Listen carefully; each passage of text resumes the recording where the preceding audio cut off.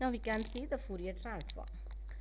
While we are the students can able to apply the transforms, Fourier transform on continuous time signal after completing this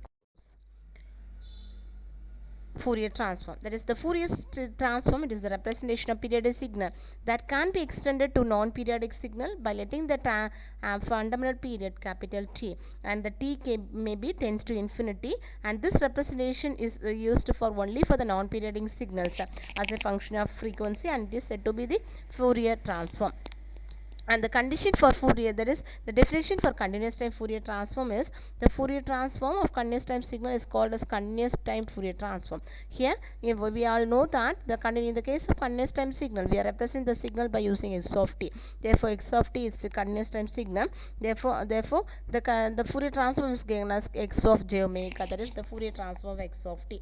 And the Fourier transform of continuous time signal x of t is defined by using the equation x of j omega equal to f of x of t, that is nothing but integral minus infinity x of t into e power minus j omega t into dt. This is the condition of existence of Fourier transform. Already we have seen the Dirichlet's condition. This is also same in this case of Fourier transform. That is x of t should be absolutely integrable. That is integral of minus infinity x of t into dt is less than infinity, and x of t should have a finite number of maxima and minima within any finite interval, and x of t should have a finite number of discontinuities within any interval. And this is the formula for inverse Fourier transform, that is x of t equal to inverse Fourier transform of x of j omega. This can be given as 1 by 2 pi, that is integral of minus infinity x of j omega into e power jt into d omega. Now we can see problem. Find the Fourier transform of impulse response, that is f of x of t equal to x of j omega, which is equal to integral minus infinity x of t in d power minus j omega t into dt.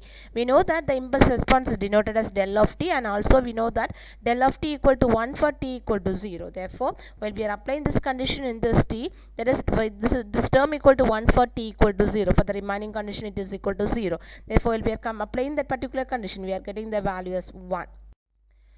Next one is find the Fourier transform of double-sided exponential series. That is, here double-sided exponential series, we are having both the negative as well as the positive term. Therefore, it is represented by using this equation.